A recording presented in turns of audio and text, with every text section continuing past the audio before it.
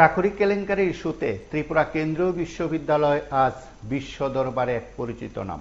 বেশ কয়েকদিন ধরে বা বেশ কয়েক বছর ধরে এই বিশ্ববিদ্যালয়টি যখন নানা দিক থেকে আলোচনার কেন্দ্রবিন্দুতে ছিল, বলতে পারেন এই বিশ্ববিদ্যালয় ত্রিপুরার বুকে গড়ে ওঠে যখন সুনামের শীর্ষস্থানে পৌঁছার চেষ্টা করেছিল, ঠিক কয়েক বছর পর যেন বিপর্যয় নেমে আসে। ঠিক এখন ত্রিপুরা কেন্দ্রীয় বিশ্ববিদ্যালয়ে চাকরি প্রক্রিয়া নিয়ে প্রথম থেকে বিস্তর অভিযোগ উঠেছিল, যদিও সেগুলো তদন্ত সাপেক্ষের বিষয়। এবং অবশ্যই এই বিষয় নিয়ে যখন একের পর এক অভিযোগ উঠতে থাকে, একের পর এক বিস্ফোরক তথ্য বেরিয়ে আসছে, একের পর এক চাকরির কেলেঙ্কারির তথ্য বেরিয়ে আসছে, অভিযোগ যখন প্রায় সত্য বলে অনেকে মনে করছেন, ঠিক তখন গ্রেপ্তার করে রীতিমতো পুলিশ, আমতলী থানার পুলিশ ব্যবস্থা নিতে চলেছেন বলে কেউ কেউ দাবি করেন। তবে কেন্দ্রীয় বিশ্ববিদ্যালয় কর্তৃপক্ষ এখনো এই বেনজির ঘটনা নিয়ে মুখ খুলছেন না, কর্তৃপক্ষের তরফে কোনো বক্তব্য নেই। এখনো ত্রিপুরা কেন্দ্রীয় বিশ্ববিদ্যালয় কর্তৃপক্ষ সাংবাদিক সম্মেলন করে কিংবা সংবাদ মাধ্যমকে প্রেস বিবৃতি দিয়ে বিষয়গুলো সম্পর্কে বিস্তৃত তথ্য জানানোর মতন মানসিকতা কিংবা ইচ্ছে শক্তি কোনোটাই দেখায়নি ত্রিপুরা কেন্দ্রীয় বিশ্ববিদ্যালয় কর্তৃপক্ষ। অবশেষে গ্রেপ্তার হলেন বিজেপি নেতা সুকান্ত চৌধুরী। ত্রিপুরা কেন্দ্রীয় বিশ্ববিদ্যালয়ে যাদের আসা যাওয়া, নিয়মিত যাদের যাওয়া কিংবা বলা যেতে পারে এর সঙ্গে একটা নিবিড় সম্পর্ক রয়েছে, এই নেতাবাবুকে অনেকে চেনেন। এই নেতাবাবুর বিরুদ্ধে অভিযোগ যে তিনি চাকরি দেওয়ার নাম করে, চাকরি দেওয়ার প্রতিশ্রুতি দিয়ে মোটা অঙ্কের টাকা আদায় করেছেন। তার জন্য তিনি সাধারণ মানুষের কাছ থেকে টাকা নিয়েছেন। তার অভিযোগ করে সরাসরি গতকাল তাকে এক প্রকার গণদোলাই দিয়ে পুলিশের হাতে তুলে দেওয়া হয়। আমতলী থানা পুলিশ তাকে প্রথমে আটক করে, পরে গ্রেপ্তার দেখে আজ কিছুক্ষণের মধ্যে আদালতে সুপর্দ করার কথা থানার তরফে জানানো হয়েছে। ওসি সাহেব সংবাদ মাধ্যমকে বিবৃতি দিয়ে, সংবাদ মাধ্যমকে তথ্য দিয়ে বলেছেন যে গতকাল যে ঘটনা ঘটেছিল তার নিরিখে তাকে গ্রেপ্তার করা হয়। আজ আদালতে সুপর্দ করার কথা তিনি জানিয়েছেন। ত্রিপুরা কেন্দ্রীয় বিশ্ববিদ্যালয়ে চাকরির ঘটনা নিয়ে রীতিমতো বিভিন্ন মহলে যখন উঠছে প্রশ্ন, বিভিন্ন মহল থেকে যখন একের পর এক কেলেঙ্কারি তথ্য অভিযোগ বেরিয়ে আসছে, তখন সুকান্ত চৌধুরীকে গ্রেপ্তার করা রীতিমতো আলোচনার কেন্দ্রবিন্দুতে চলে এসছে। কারা কারা এর সঙ্গে যুক্ত, কারা কারা এই চাকরি কেলেঙ্কারির অন্যতম, এ নিয়ে যখন চারদিকে চর্চা, তখন পুলিশ বাবুর কি বক্তব্য আমরা একবার শুনবো। কালকে আমাদের কাছে একটা কমপ্লেন এসেছিল যে সুকান্ত চৌধুরী নামে একজন ত্রিপুরা ইউনিভার্সিটিতে কন্টেন্সি ওয়ার্কার, সে নাকি রিসেন্টলি যে ত্রিপুরা ইউনিভার্সিটিতে কিছু নিয়োগ প্রক্রিয়া হচ্ছে তার জন্য সে পাবলিকের কাছে টাকা চাইছিল এবং টাকা নিয়েছিল। সেই অভিযোগে আমরা তার বিরুদ্ধে একটা কেস রেজিস্টার করেছি, যেটা আমতলী থানা কেস নাম্বার 22/2025, এবং সেই কেসের ভিত্তিতে আমরা তাকে কালকেই অ্যারেস্ট করেছি। এখন অব্দি আমরা দুজনের কাছ থেকে এরকম অভিযোগ পেয়েছি যে 2 লাখ টাকা করে তাদের কাছ থেকে নিয়েছে। মামলাটা করেছে সঞ্জিত দে নামে একজন লোক, সজিমণিনগরে। এটা আমরা শুনতে পেয়েছি সে রেজিস্টার রিজেন লেটার দিয়েছে। আজকে তাকে কোর্টে পাঠানো হচ্ছে। আপনারা শুনলেন ত্রিপুরা কেন্দ্রীয় বিশ্ববিদ্যালয়ে চাকরি কেলেঙ্কারির অভিযোগে কেন গ্রেপ্তার করা হলো সুকান্ত চৌধুরীকে, তাকে জিজ্ঞাসাবাদ করে আরো তথ্য হয়তো বেরিয়ে আসবে। খোদ বিজেপির মন্ডল নেতৃত্বে তার বিরুদ্ধে অভিযোগ করেছেন প্রতিবাদী কলমে চাকরির খুচরো বিক্রিতে ঝামেলা, গ্রেপ্তার নেতা শীর্ষক সংবাদে বিস্তৃত তুলে ধরা হয়। ত্রিপুরা বিশ্ববিদ্যালয়ের ডিআরডব্লিউ বিজেপি নেতা সুকান্ত চৌধুরীকে সূর্যমণিনগরের গেরুয়া নেতা হিসাবে সেখানে অনেকে চেনেন বা জানেন, বিশ্ববিদ্যালয়ের নেতা হিসাবে তার পরিচয় আছে। তাকে বিকালে সেখানে গ্রেপ্তার করা হয়। তার আগে তার উপর অত্যাচার চলে বলে কেউ কেউ দাবি করেন, অর্থাৎ তাকে গণপিটুনি দেওয়া হয়। কেন? তার বিরুদ্ধে অভিযোগ হচ্ছে তিনি টাকা নিয়েছেন চাকরি দেওয়ার নাম করে, সেই অভিযোগ উঠেছিল তার বিরুদ্ধে। আমতলী থানা বিজেপি মন্ডল নেতা সঞ্জিত দে অভিযোগ করেছেন, তার মূলেই তাকে গ্রেপ্তার করা হয়েছে বলে খবর। আজ আদালতে সোপর্দ করার আগে ওসি সাহেব নিজে তার বিবৃতি বক্তব্যে কথাগুলো তুলে ধরেছেন। সুকান্ত বিশ্ববিদ্যালয়ের চুক্তিবদ্ধ কাজ থেকে পদত্যাগ করেছেন বলে খবর, একটি মহল তা দাবি করেছে। পুলিশ বলছে তার বিরুদ্ধে দুজনের কাছ থেকে টাকা আদায় করার সরাসরি অভিযোগ রয়েছে এবং দুজনের মধ্যে একজন সঞ্জিত দে। বিজেপি নেতা হয়ে সঞ্জিত দে চাকরি কিনতে গেলেন কেন, যেমন প্রশ্ন উঠেছে। আর চাকরি কেলেঙ্কারিতে কিভাবে জড়িয়ে গেলেন সুকান্ত চৌধুরী, তাও আলোচনার কেন্দ্রবিন্দুতে চলে এসছে। নিজেকে বিজেপি নেতা বলে অনেক আগেই বিশ্ববিদ্যালয়ের পরিচয় দিয়ে যেভাবে তিনি বিশ্ববিদ্যালয়ে দাপট খাটিয়েছেন, এখন তাকে যখন পুলিশ গ্রেপ্তার করেছে, তার আগে যখন তিনি উত্তম মধ্যম খেয়েছেন, তখন বিশ্ববিদ্যালয়ে তার মান নিয়ে যেমন প্রশ্ন উঠেছে, ঠিক প্রশ্ন উঠেছে এই বিশ্ববিদ্যালয়ের চাকরি কেলেঙ্কারির বিষয়টিও। চাকরি কেলেঙ্কারির তথ্য বেরিয়ে এসেছিল বেশ কয়েক মাস আগে থেকেই। রাজ্যের অন্যতম সংবাদপত্র প্রতিবাদী কলম প্রথম থেকে ধারাবাহিকভাবে সে সংবাদ প্রকাশ করেছিল। প্রথমে চাকরি কেলেঙ্কারিতে কারা কারা জড়িয়ে পড়েছিলেন, কেউ কেউ বলছেন একেবারে উপর মহল থেকে শুরু হয়েছিল সেই কেলেঙ্কারি।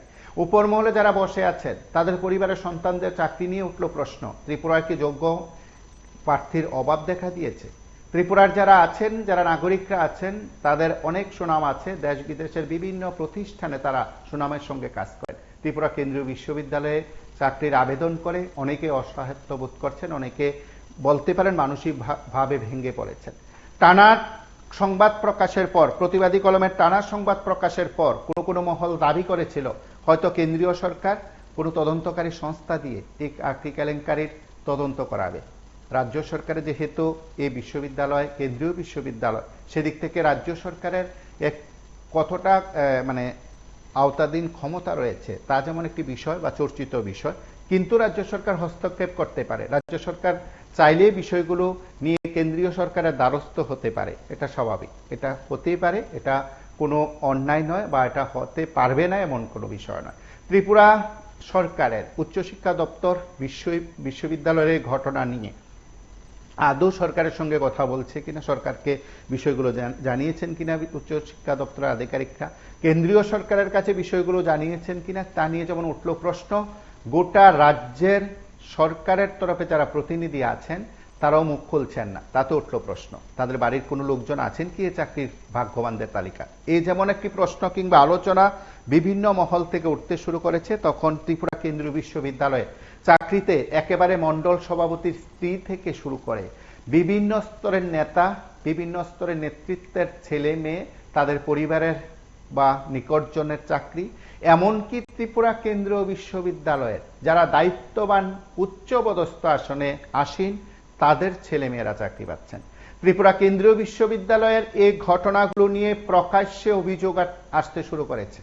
প্রকাশ্যে অভিযোগ করছেন যারা চাকরি প্রত্যাশী, চাকরি প্রার্থী, তারাই শুধু নয়, খোদ কেন্দ্রীয় বিশ্ববিদ্যালয়ে যারা এখনো চাকরি করেন আধিকারিকরা আছেন, বিভিন্ন স্তরের অধ্যাপকরা আছেন, চাকরি জীবনে সততা ছাড়া আর কোনো দিকে তাদের নজর নেই। তারা অভিযোগ করে, আক্ষেপ করে বলছেন ত্রিপুরায় কেন্দ্রীয় বিশ্ববিদ্যালয়ে পাওয়া একটা বিশাল বিষয়। ত্রিপুরা বিশ্ববিদ্যালয় ছিল রাজ্য সরকারের অধীনস্থ বিশ্ববিদ্যালয়, পরবর্তী সময়ে তা কেন্দ্রীয় সরকারের অধীনে চলে যায়, অর্থাৎ কেন্দ্রীয় বিশ্ববিদ্যালয়ে রূপান্তর হয়। তখন বা তার আগে থেকে বিশ্ববিদ্যালয় যখন কলেজ শিলা থেকে তার যাত্রা শুরু করেছিল, এক কঠিন পরিস্থিতিতে ত্রিপুরা কেন্দ্রীয় বিশ্ববিদ্যালয়ের পথ চলা। গোটা দেশেতে কেন্দ্রীয় বিশ্ববিদ্যালয় বা রাজ্যস্তরের বিশ্ববিদ্যালয় থাকতে তা নজর কেড়েছিলেন। এই বিশ্ববিদ্যালয়ে পথ চলা এত সহজ ছিল না। যারা এর সঙ্গে যুক্ত রয়েছেন তারা অবশ্যই আছেন, যারা এই বিশ্ববিদ্যালয়ের প্রাক্তন যারা প্রতিনিধি বলতে পারেন বা দায়িত্ববান ব্যক্তিত্ব বলতে পারেন, শিক্ষাবিদরা বলতে পারেন, তারাও এই রাজ্যের সন্তান, ভূমিপুত্র। তাদের দ্বারাই বিশ্ববিদ্যালয়ের প্রসার, অগ্রগতি সবকিছু সম্ভব হয়েছে, এই কথা প্রত্যেকে স্বীকার করবেন। সেদিক থেকে ত্রিপুরা কেন্দ্রীয় বিশ্ববিদ্যালয়ের আজকের পরিস্থিতি শুধু অপ্রত্যাশিত নয়, অনাকাঙ্ক্ষিত নয়, এই রাজ্যের জন্য উচ্চশিক্ষার ক্ষেত্রে দুর্ভাগ্যজনক বলতে পারেন। এই রাজ্যে যারা শিক্ষা ব্যবস্থাকে অগ্রগতির শিখরে পৌঁছে যাওয়ার জন্য চেষ্টা করেছেন, আমি অবশ্যই বলি এই বিশ্ববিদ্যালয়ে যারা দায়িত্বপ্রাণ এখনো যারা আছেন, খুদ শাসক দলে যারা আছেন, তারাও কিন্তু দুঃখ প্রকাশ করে বলছেন এমনটা হওয়া উচিত ছিল না, এমনটা হওয়া দেওয়া উচিত ছিল না। কিন্তু কারা দিচ্ছেন, কারা ঘরে তুলছেন এই চাকরি কেলেঙ্কারির এই বলা যেতে পারে ঠেক? কাদের বিরুদ্ধে ব্যবস্থা নেওয়া দরকার? এক কথায় দাবি উঠেছে যারাই এই কেলেঙ্কারির সঙ্গে যুক্ত রয়েছেন তাদের সবার বিরুদ্ধে কড়া ব্যবস্থা নেওয়া দরকার। যারা স্বচ্ছ প্রশাসনের কথা বলে মাইকে গলা ঝাড়েন বলতে পারেন যারা স্বচ্ছ প্রশাসনের দাবিদার যারা আছেন, অন্তত তারা একবার ত্রিপুরা কেন্দ্রীয় বিশ্ববিদ্যালয়ের দিকে তাকাতে পারেন, নজর দিতে পারেন।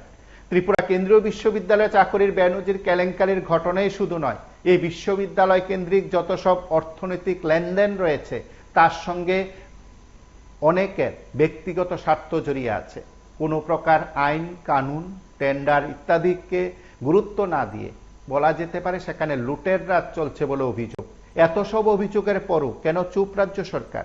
কেন্দ্রীয় সরকারের কোনো সংস্থাকে দিয়ে তদন্ত করার মতন প্রস্তাব কি রাজ্য সরকারের তরফে দেওয়া হয়েছে? দিয়েছেন কি রাজ্য সরকারের কোনো প্রতিনিধি? দিয়েছেন কি শাসক দলের কেউ? যদি না দিয়ে থাকেন তাহলে আপনাদের কোন স্বার্থ জড়িত রয়েছে? আপনাদের ছেলে মেয়ে কিংবা পরিবারের কারোর কি চাকরির সুযোগ রয়েছে? এই বিশ্ববিদ্যালয়ে কান পাতলে শোনা যায় এমন কথা নয়, একেবারে তথ্য প্রমাণ দিয়ে বেরিয়ে আসছে কারা কারা সেখানে চাকরি বাগিয়ে নিচ্ছেন, কারা কারা অবৈধ পথে, বলা যেতে পারে অযোগ্যরা চাকরি পেয়ে যাচ্ছেন। যে কোনো পদে সেখানে চাকরি দেওয়ার ক্ষেত্রে এবার বা সাম্প্রতিককালের বেনজির কেলেঙ্কারির মতন ঘটনা ত্রিপুরা বিশ্ববিদ্যালয়ের ইতিহাসে আর ঘটেছে কিনা সবচেয়ে ভালো বলতে পারেন এই বিশ্ববিদ্যালয়ের প্রাক্তন উপাচার্য, শাসক দলের অন্যতম মুখ শিক্ষাবিদ অরুণোদয় সাহাও। আমি এই নামটা ব্যক্তিগতভাবে নিলাম বা এই স্টুডিও থেকে নিলাম এই কারণে, বলতে পারেন তার নাম এই বিশ্ববিদ্যালয়ের সঙ্গে ওতপ্রোতভাবে জড়িয়ে আছে। কেন? তিনি এই বিশ্ববিদ্যালয়কে অন্য মাত্রায় পৌঁছে দেওয়ার ক্ষেত্রে দায়িত্ব নিয়ে কাজ করেছেন বলে অনেকে দাবি করেন। তাকে স্বীকৃতি স্বরূপ যে উপহার কিংবা বলতে পারেন সম্মান কেন্দ্রীয় সরকার দিয়েছে, সেদিক থেকে তাকে সামনে রেখে ওই বিশ্ববিদ্যালয়ের বেনজির কেলেঙ্কারি কিংবা অন্যান্য ঘটনা সুষ্ঠু তদন্ত সাপেক্ষে কেন্দ্রীয় সরকারের হস্তক্ষেপ খুব জরুরি হয়ে পড়েছে। কেননা এই বিশ্ববিদ্যালয়ের সঙ্গে আরো অনেকে আছেন যেহেতু প্রাক্তন উপাচার্য অরুণোদয় সাহা শাসক দলের অন্যতম মুখ হিসাবে যথেষ্ট গুরুত্বপূর্ণ প্রথম সারিতে আছেন। অতএব তাকে জিজ্ঞাসাবাদ করেও বা তার পরামর্শ কিংবা উপদেশ নিয়ে আমি বলি, তাকে জিজ্ঞাসাবাদ অর্থ এই নয় যে অন্য কোনো বিষয়, তার পরামর্শ এবং উপদেশ নিয়েও এই বিশ্ববিদ্যালয়ের এই ধরনের ঘটনার সুষ্ঠু তদন্ত করা দরকার বলে অনেকে মনে করেন। এবং অনেকে মনে করেন রাজ্য সরকার এবং কেন্দ্রীয় সরকার যেখানে সুষ্ঠু এবং বলা যেতে পারে সুন্দরভাবে পরিচালনার দায়িত্ব নিয়ে যখন কথা বলছেন, স্বচ্ছতার কথা যখন বলছেন, সেগুলো শুধু মাইকে বলাই শুধু নয়, সংবাদ মাধ্যমের কাছে শুধু বলা নয়, কার্যত তা দেখানো দরকার, কার্যত তা প্রমাণ করা দরকার। সেদিক থেকে ত্রিপুরা কেন্দ্রীয় বিশ্ববিদ্যালয়ের এই ঘটনাগুলো, সাম্প্রতিককালের ঘটনাগুলো শুধু দুর্ভাগ্যজনকই নয়, এ রাজ্যের জন্য কলঙ্কজনক অধ্যায় রচনা করে দিয়েছে সূর্যমণিনগর সেই কেন্দ্রীয় বিশ্ববিদ্যালয়টি। কেন্দ্রীয় বিশ্ববিদ্যালয় কর্তৃপক্ষ এখনো মুখ খুলছেন না, এতটুকু কথা বলছেন না। কর্তৃপক্ষের বিরুদ্ধে যখন বারবার অভিযোগ করছে, সবকিছু কি চেপে যাচ্ছেন? অন্যায়কে প্রশ্রয় দিচ্ছেন নাকি অন্যায়কে জিয়ে রেখেছেন? কার স্বার্থ জড়িত? কারা এই চাকরি কেলেঙ্কারির সঙ্গে যুক্ত রয়েছে? অবশ্যই দরকার কেন্দ্রীয় তদন্তকারী সংস্থার নিরপেক্ষ তদন্ত। আমরা পুলিশ বাবুর কথা শুনি, কাকে গ্রেপ্তার করা হয়েছে আরো একবার শুনুন। কালকে আমাদের কাছে একটা কমপ্লেন এসেছিল যে সুকান্ত চৌধুরী নামে একজন ত্রিপুরা ইউনিভার্সিটিতে কন্টেন্সি ওয়ার্কার, সে নাকি রিসেন্টলি যে ত্রিপুরা ইউনিভার্সিটিতে কিছু নিয়োগ প্রক্রিয়া হচ্ছে তার জন্য সে পাবলিকের কাছে টাকা চাইছিল এবং টাকা নিয়েছিল। সেই অভিযোগে আমরা তার বিরুদ্ধে একটা কেস রেজিস্টার করেছি, যেটা আমতলী থানা কেস নাম্বার 22/2025, এবং সেই কেসের ভিত্তিতে আমরা তাকে কালকেই অ্যারেস্ট করেছি। কত টাকা নিয়েছে? এখন অব্দি আমরা দুজনের কাছ থেকে এরকম অভিযোগ পেয়েছি যে 2 লাখ টাকা করে তাদের কাছ থেকে নিয়েছে। মামলাটা করেছে সঞ্জিত দে নামে একজন লোক, সূর্যমণিনগরে। এটা আমরা শুনতে পেয়েছি সে রেজিস্টার কাছে রিজেন্ট লেটার দিয়েছে। আজকে তাকে কোর্টে পাঠানো হচ্ছে। আপনারা শুনলেন। এবং এই ত্রিপুরা কেন্দ্রীয় বিশ্ববিদ্যালয়ে একের পর এক চাকরি কেলেঙ্কারির ঘটনা যখন সামনে এসছে, তখন কেন্দ্রীয় সংস্থাকে দিয়ে অবশ্যই তদন্ত করা দরকার। এর সঙ্গে যারা যুক্ত রয়েছেন, একটি মহল দাবি করেছেন সুকান্ত চৌধুরী নাকি পাল্টা মামলা করছেন, তিনিও আইনে পথে হাঁটছেন। বিষয়গুলো নিয়ে অবশ্যই যদি আরো তথ্য থাকে সেই তথ্যগুলো তুলে ধরা হবে। যে অভিযোগে তাকে গ্রেপ্তার করা হলো আমতলী থানা পুলিশ বাবু, তা কার্যত সেটা স্বীকার করে নিয়েছেন কিংবা বলেছেন।